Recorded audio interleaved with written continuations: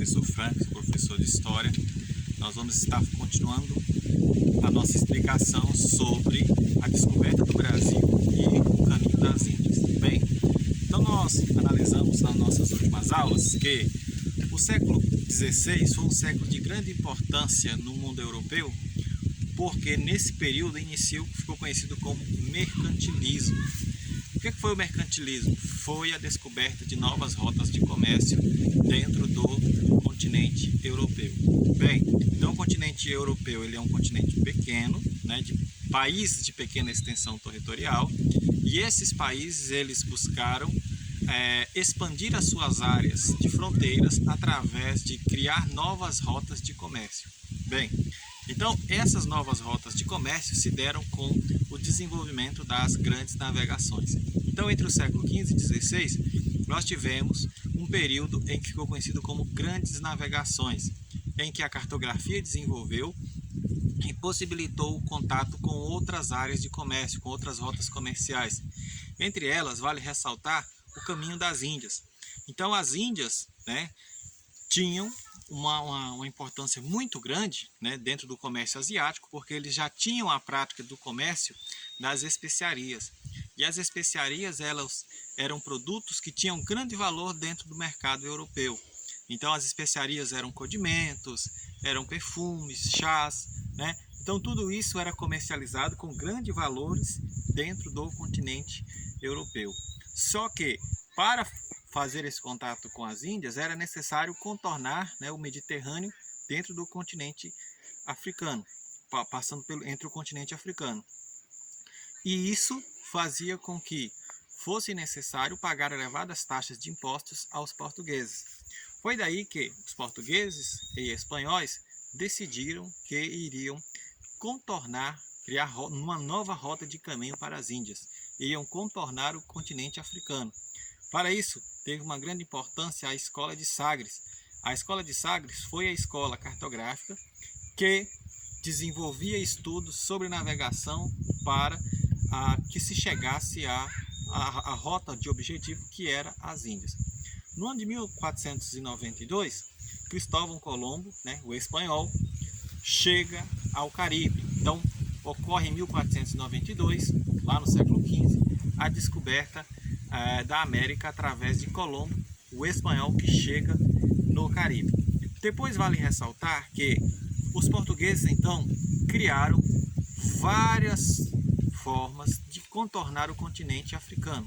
Então quando eles conseguem contornar o continente africano, eles vão explorando cada uma dessas áreas. Então eles, da forma que iam contornando o continente africano, eles iam criando nestas áreas uma área de exploração. Foi desta forma que eles, os portugueses, se beneficiaram do rico comércio de escravos. Ou seja, a escravidão já era um processo que existia na África e eles, os portugueses, ao se apropriar destas áreas, né, apesar de os portugueses não terem criado grandes colônias dentro do território africano, mas eles foram contornando através das ilhas, das áreas litorâneas e conseguiram explorar partes do continente africano.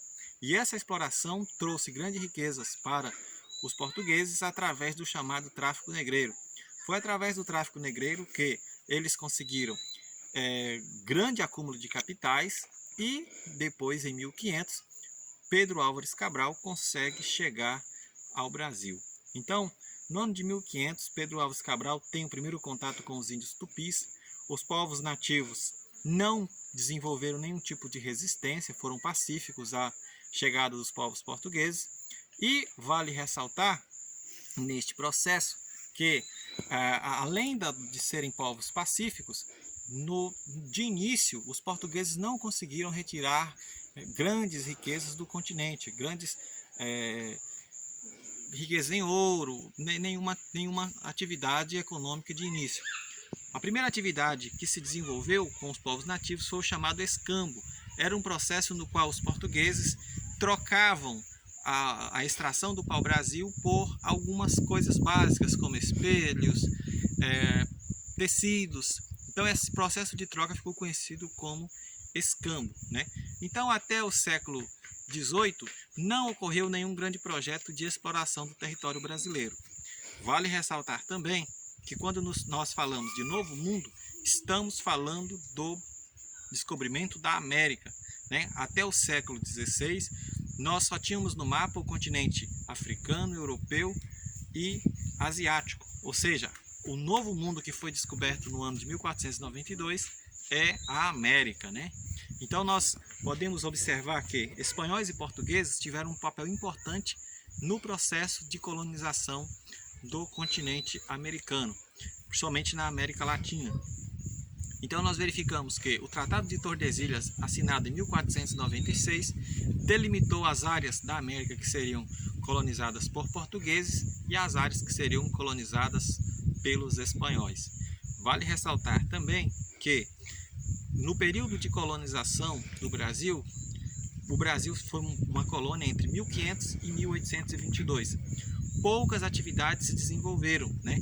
Foi a partir de 1535 que os portugueses decidiram colonizar o nosso território, com a implantação da atividade de cana-de-açúcar trazida da África, e para a extração da cana-de-açúcar foi necessário trazer, né, os povos escravos para a realização do trabalho de plantio da cana-de-açúcar. Pernambuco se transforma na principal capitania produtora do produto de açúcar, né? E desenvolver essa relação de trocas comerciais, essa relação de servidão à metrópole, né? Em que as áreas de colônia tinham como função fornecer matérias-primas para as metrópoles. O primeiro processo de colonização que se teve no Brasil foi o processo de sesmarias, em que eram doadas terras aos portugueses que tinham interesse de vir povoar o Brasil. Forte abraço, obrigado aí pela atenção.